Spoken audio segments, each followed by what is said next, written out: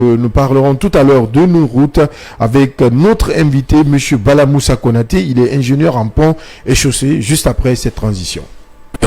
L'actualité se plie au débat interactif sur Kaby Média.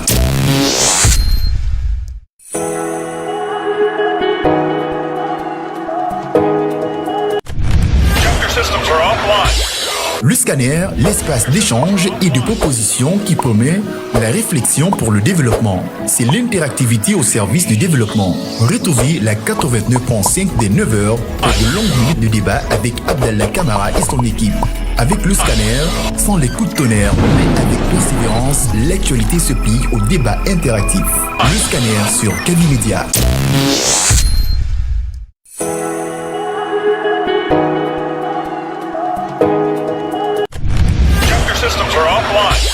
Le scanner, l'espace d'échange et de proposition qui promet la réflexion pour le développement. C'est l'interactivité au service du développement. Retrouvez la 89.5 des 9h pour de longues minutes de débat avec Nous sommes dans la dernière ligne droite de cette émission, le scanner, et je vous le disais tantôt, nous parlons de développement avec notre invité du jour. Il va en tout cas répondre à nos questions, nos interrogations liées à la problématique des infrastructures routières en République de Guinée. Nous allons parler des avantages et des risques à courir, puisqu'aujourd'hui tout Conakry, vous l'avez constaté, est en chantier, mais cela n'est pas sans conséquences. Il va tout à l'heure répondre à nos questions. Monsieur Bala Moussa Konaté, bonjour. Bonjour à vous, Monsieur Abdallah. Bonjour à vos confrères. Je salue votre grand média et surtout vos auditeurs et vos téléspectateurs. Merci d'avoir accepté notre invitation. Il faut rappeler que vous êtes convalescent depuis plus d'une semaine, oui. Mais vous avez accepté d'être dans ce studio avec nous pour parler notamment de cette problématique qui vous inquiète aussi en tant que citoyen guinéen. Aujourd'hui, nous parlons des routes guinéennes, Monsieur Bala Moussa Konaté, des alertes que vous faites constamment sur votre page Facebook. Si on vous demandait de faire une cartographie des routes en République de Guinée, est-ce que vous pensez que la Guinée est en train de faire du chemin? Effectivement, la Guinée est en train de faire du chemin, même si le chemin reste encore très long. Ouais. Vous savez, quand quelqu'un est sur la trajectoire, positivement parlant, et lorsque il est en stagnation ou bien il est en train de reculer, les appréciations vont dans les trois sens-là. Mais le rythme qui est pris, il faudrait beaucoup surveiller celui-ci, parce qu'on a connu une première éclosion des routes modernes en Guinée au milieu des années 80 jusqu'en fin 90. C'est pendant ce temps, même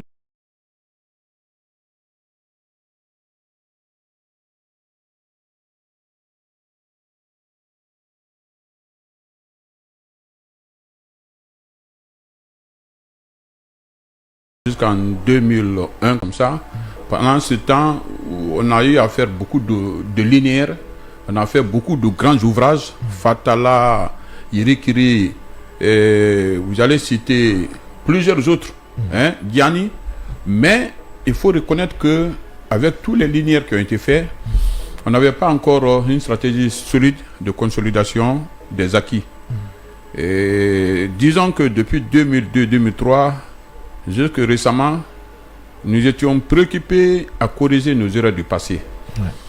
Et tant bien que mal, puisque nous reproduisions en même temps certaines erreurs, cela a compliqué la situation de sorte que le domaine des routes, tout ce qu'on a comme activité routière, se sont invités même sur la scène politique. Et nous sommes en train de prendre un autre élan que je souhaite toutes les réussites possibles, mais ça dépendra d'une certaine prise de conscience, d'une certaine rigueur qui a manqué par le passé. Sinon, en tant que spécialiste des questions routières, donc acteur même, parce que je suis pratiquant, et je dirais aussi les responsables au plus haut niveau qui s'occupent donc de ce domaine, en Guinée comme ailleurs, la préoccupation majeure en matière de route, c'est toujours deux choses. Première préoccupation, c'est que la population, le pays, toutes nos populations doivent jouir de leurs droits d'avoir des routes de qualité, et des routes qui satisfassent et dans le présent comme à l'avenir. Autrement dit, nous devons être suffisamment futuristes pour ne pas faire des routes rien que pour satisfaire les hommes d'aujourd'hui. Et 56 ans, c'est encore la redondance, c'est-à-dire nous reprenons tout comme d'habitude. Première préoccupation. Et seconde préoccupation, tout faire pour que nous consolidions effectivement les bonnes choses que je viens de dire, les routes effectivement qui sont dans la dynamique du développement, de la satisfaction totale, et quel que soit le temps. Parce que ce sont des spécialistes, ce sont des personnes très réfléchies qui ont été vraiment en avant par rapport à la réflexion pour que la population ne sente pas des brisures. Depuis combien d'années? Près de 10 ans ou plus. Ça ne connaît créé un chantier. C'est une bonne chose, à condition que ce soit pour ne plus répéter les mêmes façons d'occuper le terrain à Conakry. Ça ne doit pas être la régulière. Combien de fois nous avons indisposé? Imaginez, le monde des routes est en train d'indisposer tout ce qu'il y a comme activité fondamentale dans le pays, surtout à Conakry. Imaginez si d'autres domaines le faisaient comme ça. Nous sommes importants, mais nous ne sommes pas les seuls activités indispensables dans le pays. Donc, nous ne devons pas empêcher ni le médecin, ni le militaire, ni le journaliste, ni surtout les élèves de faire comme dans les bonnes routes le temps de trajet. Parce que quand une route est en bon état, vraiment une route est en bon état, la population ne doit même pas savoir qui s'appelle ingénieur. Nous ne sommes pas des artistes. Si nous l'étions, nous devons être des artistes dans l'ombre. Nous ne sommes pas des artistes pour que quand nous faisons une œuvre, qu'on dise que oh oui, c'est tel ingénieur, tel café. Quand ça va chez nous, nous ne devons pas être connus. Dans les conditions normales, moi je ne devrais pas être constamment dans les médias. Parce que ça ne va pas. Je souhaite que ça marche pour que je sois moins présent dans les médias. Cela veut dire que nous devons faire des routes de qualité, des routes vraiment telles que la population n'a que bénéficié, n'a de contact avec la route que d'être au travail, d'être dans les activités. Cela veut dire que le premier, quand la route marche très bien, c'est un confort de se sentir sur la route. Quand je dis aujourd'hui que je vais à Kaloum, fait que je ne suis pas préoccupé de l'embouteillage, etc. Ou bien quand je dis que je vais à Kindia, c'est que la Guinée qui est un beau pays, et je peux contempler la nature, etc. Premier, quand ça va très bien. Deuxièmement, c'est le temps de trajet. Quand je dis que je vais à Kindia, il ne faudrait pas que je me préoccupe pour dire à ces gens-là, ah, peut-être que j'arriverai à tel moment. Le peut-être là, ça c'est la volonté de Dieu. Mais ça ne doit pas être lié ni à votre véhicule, et encore moins à la qualité de la route, ni aux tracasseries, bien entendu. Troisièmement, il ne faudrait pas que quand quelqu'un met son véhicule en circulation, que vraiment quand il rentre, quand il arrive à destination, qu'il soit obligé d'envoyer sa voiture ou bien son camion, etc., au garage pour regarder ce qui a pu ne pas marcher, parce que la route n'est pas de qualité. Pas seulement que la route est dégradée, mais la route n'a pas été construite dans les règles de l'art. Et enfin, il faudrait que le véhicule, la route, ait des équipements fonctionnels sur le plan de la sécurité routière. Donc, qu'on ne dise pas qu'il n'y a pas de bandes blanches, qu'on ne dise pas qu'il n'y a pas de panneaux de signalisation, qu'on ne dise pas qu'il y a des glaciers, qu'on ne voit pas trop de virages dangereux, etc. Donc, c'est quand les routes marchent. Mais comment évaluer ça? Si vous me donnez le temps, techniquement, je vais le dire. Oui, avant l'évaluation, on va échanger, oui, d'ailleurs. Ce qu'il faut rappeler, c'est que pendant presque 10 ans, le micro, ton micro. Pendant plus de 10 ans, on vous interroge sur cette question. Félicitations pour votre disponibilité.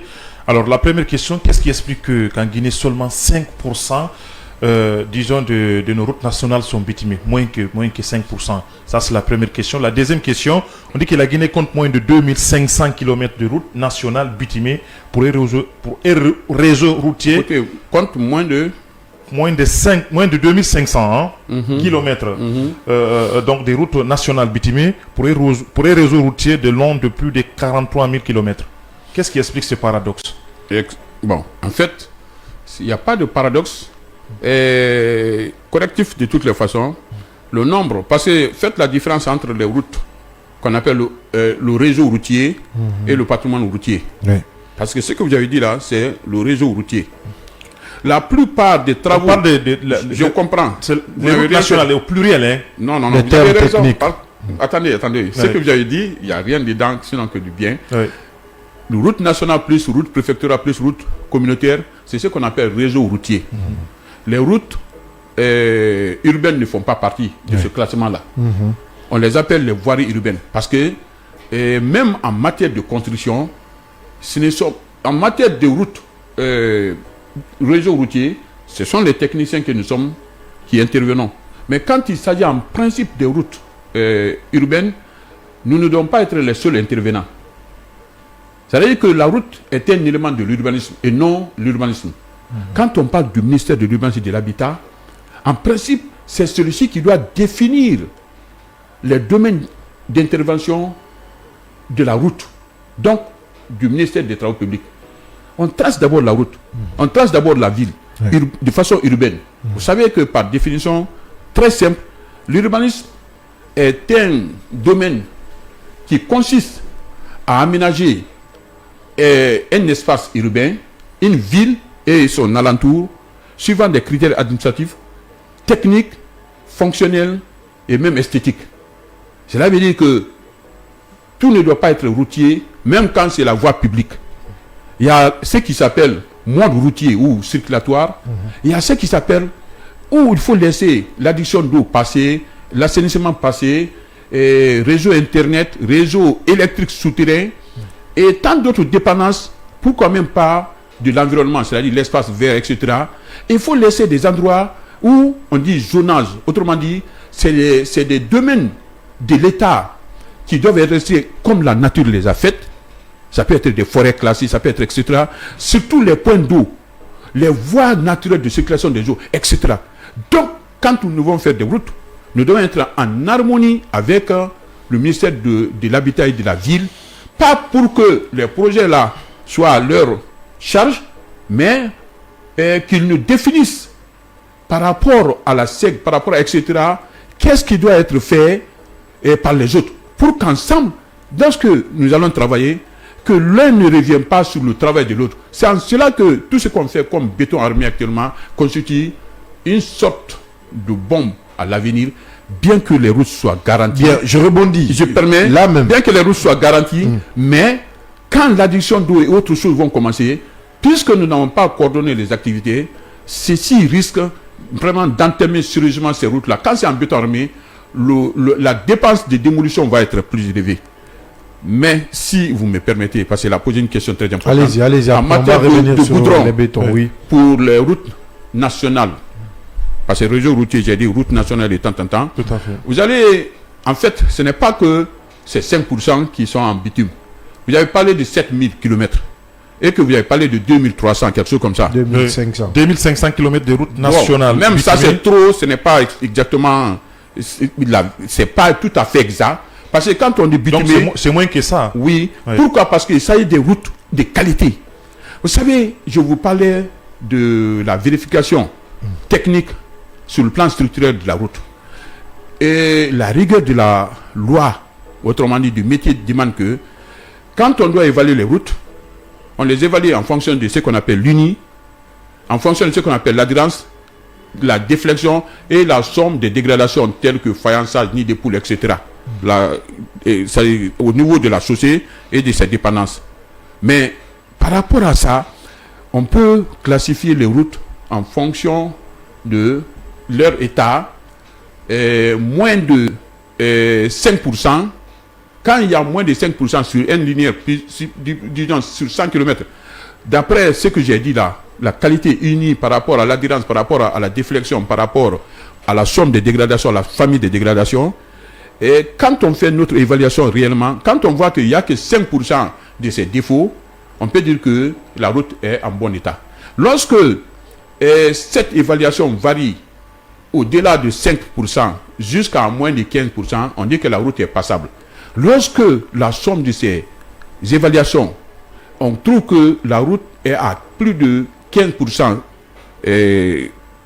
moins performante par rapport à ces facteurs que je venais de dire, on dit que la route là est en mauvais état, dans la rigueur de loi. Mais quand vous laissez les faïençages apparaître, vous ne faites pas ce qu'on appelle l'entretien préventif, vous ne faites pas l'entretien même curatif quand ça arrive finalement.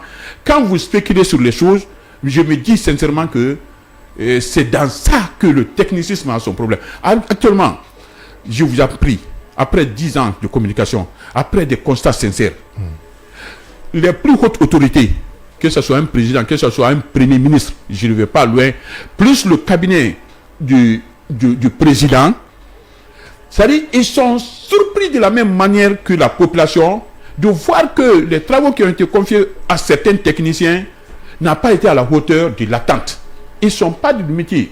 J'avais vu, même quand je commence à parler de faïençage extérieur, vous êtes perdu dans les nuages. C'est un domaine éminemment technique. Il faudrait que les techniciens occupent leur poste nous allons échanger. pour ne pas décevoir. Oui, nous allons échanger. Vous avez parlé tout à l'heure des bétons, des routes, en tout cas qui sont faites en béton armé. Ouais. C'est ça, non? Bien entendu. Aujourd'hui, entre les bétons et le bitume, qu'est-ce qui est favorable pour, un, l'économie guinéenne, deux, pour la longévité? Qu'est-ce qui est plus accessible, Vous plus dites deux facile? choses en même temps. Oui. Faisons la moyenne. Prenons la solution optimale ou idoine pour notre pays. Qu'est-ce qui est mieux pour notre Voilà. pays? C'est le béton bituminé.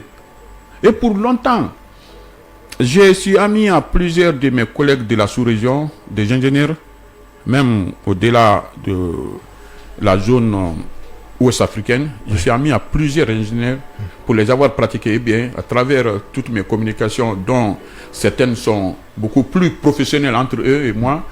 Et mes renseignements m'ont fait savoir que la façon dont nous sommes attelés au béton armé en Guinée ressemble beaucoup plus à la peur de ne pas que chaque année, la saison des pluies, que les populations commencent encore à lancer des pierres sur les techniciens. C'est beaucoup plus pour ça, à mon avis, que le vrai problème. Je le dis, il faut être pédagogique pour toujours répéter les choses, que la première fois que le béton armé a été fait en Guinée de façon très prononcée, c'était en 1967. Non seulement entre la Payotte et le carrefour Donka, parce qu'à l'époque, la zone était relativement marécageuse.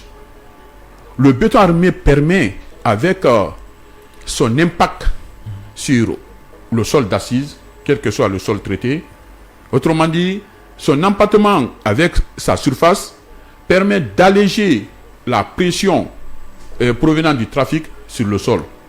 Parce que en termes simples, la pression, c'est le rapport entre le poids et la surface. Alors, la surface étant au dénominateur, plus celui-ci est grand, plus le rapport est faible. Plus la surface est grande, plus, vous avez vu, même quand quelqu'un, on dit les grandes pointures, les grosses pointures en matière de chaussures, c'est quand il est colosse, c'est là qu'en réalité, les choses vont. Même les camions, remarquez très bien. Donc, on l'a fait beaucoup plus pour résoudre un problème hydrique, pas les pluies qui tombent, mais un problème, je dirais même géotechnique, lié à l'état, à la qualité du sol. Les purges ne suffisaient pas. Quand vous prenez depuis juste après le pont 8 novembre, en allant jusque derrière l'hôpital Donka, on en avait fait de même. Sinon, si c'était pour la résistance, à l'époque, les poids lourds, c'est pas plus de 30 kilos, 30 tonnes ou bien 25 tonnes, etc. C'était pas pour ça. Bien. Mais sinon, si c'était pour ce que les gens pensent, pourquoi ne pas faire tout le linéaire, tout ça? Regardez très bien, aucun bailleur de fonds n'a engagé son argent pour faire du béton armé en Guinée et presque comme ailleurs. Donc c'est fait par peur de ne pas voir les dégradations. Mais voyez la qualité de certaines de ces bétons armés. Justement, il faut parler de cette qualité. Ce n'est pas aussi la qualité. C'est pourquoi je remercie et je félicite le ministère des Travaux publics actuellement, parce qu'il y a les passifs qui sont en train de corriger. Cependant, ils doivent éviter les mêmes erreurs du passé. Ça veut dire quoi? Ils ont créé l'AGIROUTE à la place de DENER, Direction nationale de l'entretien routier. Et l'AGIROUTE est très présente sur le terrain. J'apprécie ça beaucoup. Et quel que soit tout ce qu'on peut les reprocher, c'est leur première année. Accordons, personnellement, je les accorde ce sursis de dire que vraiment, ils sont en train de prendre de l'envol. Mais ça a permis que cette année, que les gens ne crient pas partout. Ils en ont fait même en béton bituminé, c'est vrai, il faut reconnaître. Donc, que leur dynamique de perfectionnement continue, mais ils ont les moyens financiers, je sais qu'ils ont les moyens intellectuels pour comprendre l'enjeu. Oui, deuxièmement, il y a l'Observatoire national chargé des routes.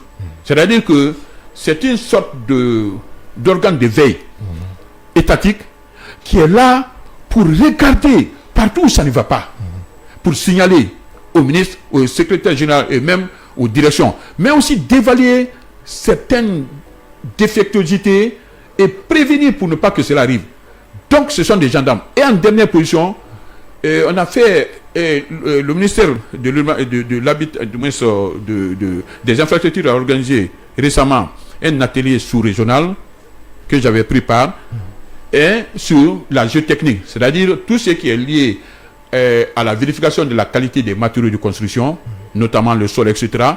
Parce que malheureusement, beaucoup de nos travaux qu'on voit par-ci par-là, il n'y a plus le contrôle de qualité avec le laboratoire. Donc, avec ça, l'espoir est permis. Oui, à qui la voilà, question. bon, je vais vous poser une question parce que dans mon quartier actuellement, ça ne va pas, mais je n'arrive pas à comprendre. Quand on fait un bitumage, après les routes, quelques années, elles sont gondelées, on défait, après on nous dit il faut qu'on aille réfléchir avant de revenir. Qu'est-ce qui explique aujourd'hui ces gondellements de routes? Bon, vous voulez les défectuosités. Oui, vous savez, vous avez parlé de l'UNI. L'UNI, c'est quand vous avez fini de faire la...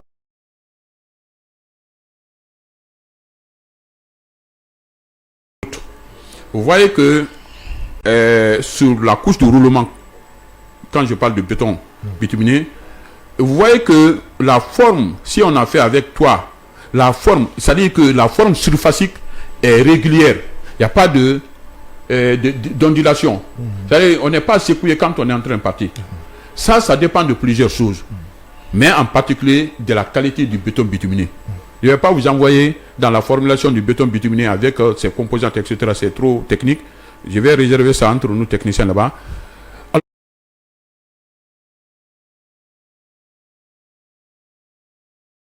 Alors, quand ça manque, ce n'est pas bon. Deuxièmement, l'adhérence. Quand même vous faites le béton bituminé et que la surface n'est pas rigueuse pour permettre, quand vous voulez freiner, que le véhicule s'arrête. Donc, quand c'est trop glissant, ce n'est pas bon. Mais la déflexion, c'est-à-dire que tout ce que vous êtes en train de dire là, quand le sol qui a été envoyé n'est pas de qualité, ou même quand c'est de qualité, ça n'a pas été testé par les laborantins pour déterminer ce qu'on appelle la compacité. Parce qu'un sol peut être bon. On dit la compacité à 92%, à 95%, à 98%. Permettez-moi de ne pas rentrer dans les détails, mais ça veut dire que le degré de résistance, quand on dit 98%, il n'y a que 2% de vide. C'est-à-dire que vous avez serré le matériau jusqu'à ce que le vide ne représente que 2%. Donc, quand tout ça là c'est pas fait, quand la qualité du béton bituminé n'est pas bien, quand la façon de faire la mise en œuvre n'a pas été bien, évidemment, tout ce que vous constatez, c'est de ça que vous parlez. Donc, ça veut dire que profondément, en dernière position, la somme des déformations, que ce soit les affaissements, que ce soit les arrachements, que ce soit les remontées capillaires, ou que ce soit vraiment tout ce qu'il y a comme fissure, parce que c'est 4 familles principalement, plus d'autres résiduels. Alors, tout ça là apparaît, c'est parce que non seulement les chutes n'ont pas certainement été faites ou ont été mal faites, ou c'est parce que l'exécution n'a pas suivi la rigueur. Oui, Monsieur Balamoussa, on va aller avec cette question d'un auditeur. C'est l'autre chroniqueur de cette émission. C'est notre chroniqueur, notre spécialiste des questions de sport, mais qui a bien voulu vous adresser ces quelques questions. Il pose sa première question, c'est les eaux de ruissellement sont étudiées dans Est-ce que les eaux de ruissellement sont étudiées dans la réalisation des routes? Parce qu'en fonction de ça, qu'on dimensionne les caniveaux. Sa première question. On va aller importante. On va aller un an. On va répondre. Sa question est importante. Je le félicite. En fait, quand on fait les routes, non seulement pour la résistance, mais d'abord pour le dimensionnement spatial. Pour que l'intensité future de circulation Donc l'intensité prévisionnelle, si c'est pour 30 ans, 40 ans, qu'on constate que la route va toujours répondre à la fluidité. C'est ce qui intéresse la population. Maintenant, il faut que la route soit résistante. Ça, ça relève de nous les techniciens. On est aujourd'hui étonné que, au lieu de nous occuper, que nos 2x2 voies là ne répondent plus aux exigences. Nous devons avoir maintenant 2x3 voies ou 2x4 voies. Oui, parlons des caniveaux spécifiquement. Vous comprenez? Oui. Mais c'est pourquoi je vous dis que même l'affaire de caniveaux autres là, ça c'est entre nous techniciens. C'est ce que je voulais dire. Alors, la route va avec ses dimensionnements, y compris le côté hydraulique là. C'est-à-dire, on remarque par exemple la route, on doit étudier l'hydrographie de la région, on doit évaluer la quantité d'eau qui tombe, surtout qui quitte soit dans les quartiers ou bien en rase campagne pour affluer vers la route. La route doit être protégée par tous les moyens.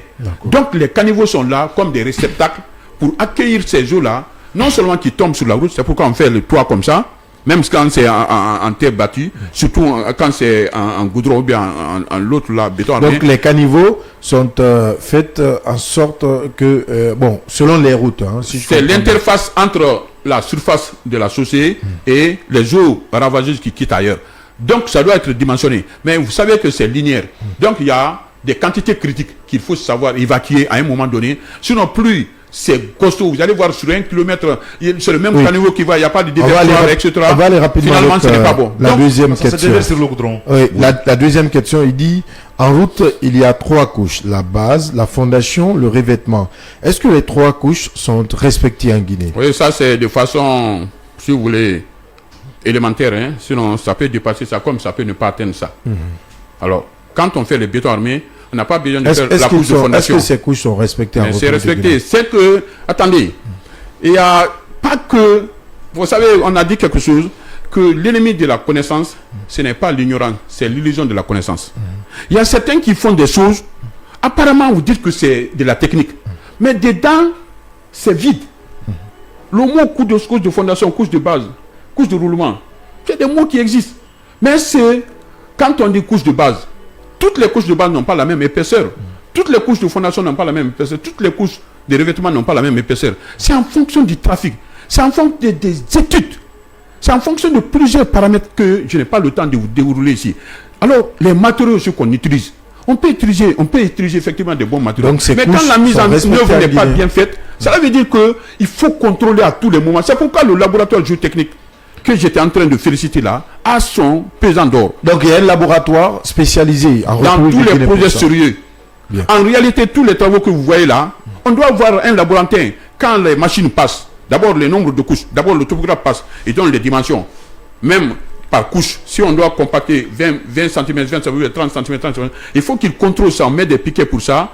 Après, on compacte. Et avant de compacter, le laborantin passe pour constater la teneur en eau. C'est-à-dire qui permet, comme un lubrifiant, qui permet de compacter comme il le faut. C'est tellement technique que quand on finit, déjà, il y a une référence qu'on appelle Proctor, modifié, tout ça là, toutes les références sont prises au laboratoire. On vient maintenant, il faudrait que ça soit comme ça, parce que le même sol a été étudié au laboratoire. Il faudrait pratiquement que ce qui a été prévu soit réalisé. Donc, il faut que la mission de contrôle soit effectivement fondée de pouvoir et compétente pour que le cahier des charges qui avait tout dit, c'est-à-dire quand vous voyez le cahier des charges, c'est comme si vous avez un ouvrage, mais de façon, dans votre main, de façon livresque. Il suffit de mettre des bonnes personnes, créer toutes les conditions pour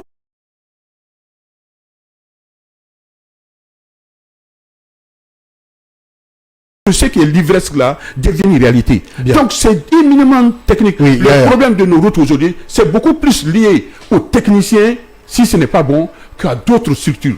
Oui, nous assistons au désengorgement justement de toutes les artères, disons, de la capitale. Aujourd'hui, s'il faut mettre à l'actif du CNRD, c'est le fait qu'ils ont pu quand même trouver cette solution de libérer beaucoup de routes secondaires. Votre perception, est-ce la solution durable? Ça, c'est la première question. La deuxième question, c'est sur Dijon, cette cohabitation entre l'Agiroute et le fer, le fonds d'entretien routier. Est-ce qu'il n'y a pas un risque de conflit de compétences de ce côté-là? Si oui, expliquez-nous.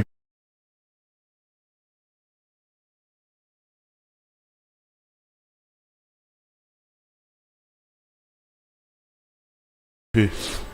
Je vous ai dit à l'entame que notre préoccupation majeure doit être de faire des routes c'est-à-dire qui vont satisfaire dans la durée.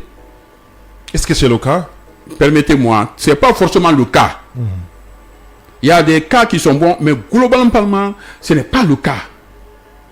C'est-à-dire que la chaîne de valeur bien étudiée, bien construite, bien entretenue et bien exploitée, quand une seule chaîne, un seul maillon tombe là-bas, toute la chaîne est rompue. Mais c'est surtout dans les études qu'on doit prévoir. C'est-à-dire qu'un bon ingénieur doit être futuriste. Pas le futur immédiat, dans 5 ans, 6 ans, non. Futur qui va jusqu'à 15 ans, 20 ans, 30 ans, 40 ans. Regardez très bien la zone de Kaloum. Les urbanistes du temps colonial, ce sont eux qui ont fait les rues de Boulbiné, de Mankepa, de Sandawale, etc. Et regardez, malgré que c'est vraiment le poumon de l'administration et même de l'économie guinéenne, remarquez très bien que ces routes-là restent toujours larges. Quittez le carrefour du port pour aller vers la Banque centrale. Regardez comment la route est large. Quittez Sectoria pour aller jusqu'à Ignace Dine. Les routes restent larges. Regardez boulevard Télé, etc. Les routes restent larges. Même dans les quartiers, avenue 1, 2, 3 ou tout ce que vous avez dans le boulevard, tout est bien tracé. Parce qu'ils ont regardé loin. Mais regardez très bien tout ce qu'on est en train de faire. C'est pas le cas. Ce n'est pas exactement. Ça peut nous servir pour 5 ans, 6 ans. Après, on se retrouve encore dans la dèche. Et c'est très grave quand c'est une zone urbaine. Parce que quand les gens ont fini de construire des étages, etc., il sera très difficile de se mettre dans la normalité. J'ai même entendu par le passé certains hauts cadres dire que non, il faut une nouvelle capitale pour Conakry. Parce que, etc. C'est pas possible. Est-ce que vous comprenez? C'est pourquoi il y a même un plan qu'on a dit schéma directeur horizon 2040. Est-ce qu'on est en train d'évoluer dans ça ou bien on est en train de résoudre les erreurs du passé? Parce que le schéma directeur de Conakry inclut tout Grand Conakry. Mais alors, les gens sont en train, c'est pourquoi quand je parle du ministère de l'Habitat, ça ne veut pas dire que c'est des blancs-seins. Ils ont beaucoup de casseroles aussi à traîner. Parce qu'il y a Dati, il y a Daklo, il y a etc. qui doivent faire effectivement leur travail sur le terrain. C'est-à-dire que quand on trace les rues, quand on dit rue de 20 mètres, alors, l'urbanisme, quand on dit permis de construire, il ne s'occupe que des bâtiments. Mais les gens n'occupent pas bien le terrain. Quand les routiers viennent de terrain, ils font les routes. Monsieur Konaté, s'il vous plaît. Pour des rues de 20 mètres, quelle doit être la dimension de 12 mètres, de 12 mètres, 8 mètres. Quelle doit être la dimension du caniveau, par exemple? Non. Les caniveaux ne se dimensionnent pas en fonction des rues. Ça dépend vraiment de la situation hydrographique. C'était pour répondre à une question de... Non, ça c'est un autre calcul. Vous savez, quand je vais être très technique, on va prendre du temps pour rien. Sinon, les calculs hydrauliques, ça obéit à plusieurs autres choses. Bon, permettez-moi 2 mots seulement à dire là-bas. Vous savez, quand Conakry, des années 1940-1950, alors tout n'était pas construit. C'est le coefficient d'infiltration qui était élevé. Autrement dit, les eaux qui tombaient avaient la possibilité d'aller directement au sol. Parce que les sols n'étaient pas damés, etc.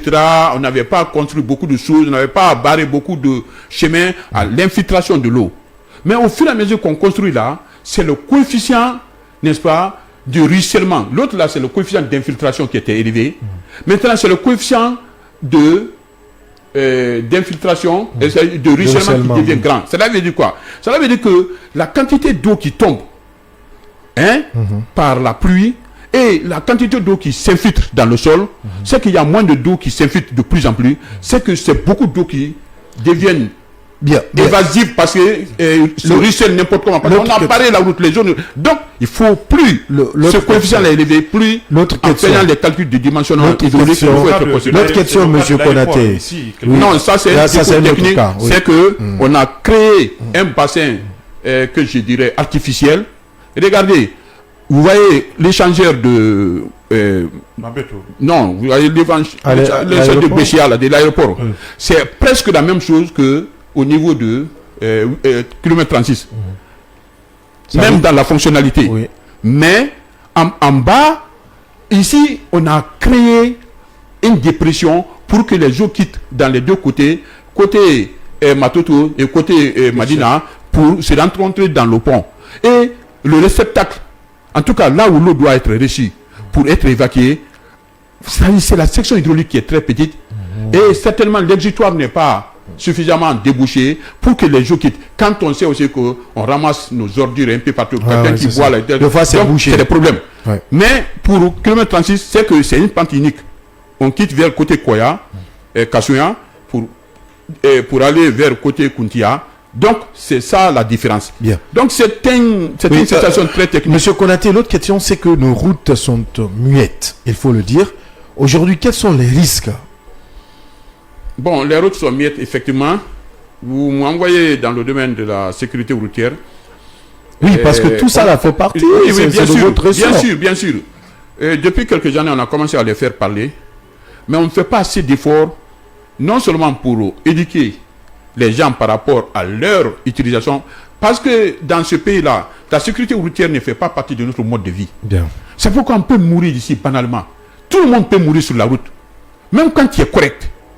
Parce que quand l'autre n'est pas correct, il peut t'induire en erreur. Et notre prise de conscience collective face aux dangers qui s'appellent les accidents de route, tant qu'on n'a pas ça, vous n'avez qu'à vouloir tout faire quand la conscience ne suit pas, quand la prise de conscience nationale ne suit pas. Ce serait des investissements, excusez-moi, comme si c'est des investissements relativement inutiles. Parce que les gens ne respectent pas les panneaux. Quand vous mettez des panneaux, souvent c'est pour mettre, d'autres viennent mettre leur affiche. On a notre anniversaire ici, oui, et cela. Ou bien ça apparaît comme... Il y a tel... Ça veut dire que même les gens qui... Quand quelqu'un crée un salon de coiffure, il met les panneaux presque de la même manière que d'autres. C'est-à-dire que tu ne te rends pas compte c'est quoi. Mais quand on a décidé encore de mettre des panneaux, regardez précisément au niveau de l'endroit qu'on appelle Sankumbaya, lavage, citerne. Ouais. Il y a un petit carrefour là-bas. Mais on a jonché tellement de panneaux qui ne sont pas forcément dans les normes. C'est-à-dire sur 300 mètres environ, vous n'avez pas moins de 7 panneaux qui se suivent. Des fois, tu as du mal à les lire, ainsi, cela. Il y a des distances de voir et de réagir par rapport même à un panneau.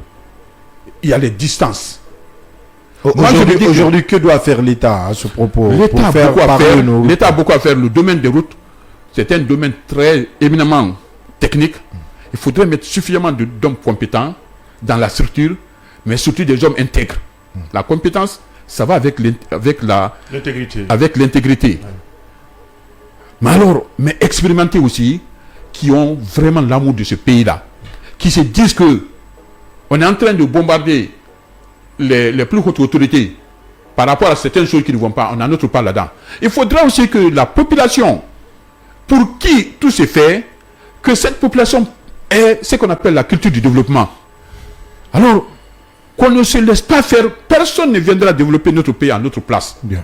Individuellement, chacun est important, c'est pourquoi chacun a un rôle à jouer. Oui, ça veut dire que les panneaux de signalisation qui sont faits, ne sont pas forcément dans les règles de l'art. Même quand on met les bandes blanches là, vous voyez sur un intercoupé, veut dire que tu peux traverser.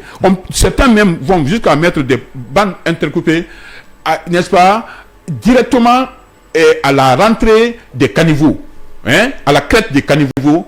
Cela veut dire que si un novice, un jeune qui a appris dans les centres qu'on appelle les auto-écoles, que partout tu vois ça, surtout quand ça pleut, parce qu'on conduit en fonction de ce qu'on voit, même si les panneaux te parlent.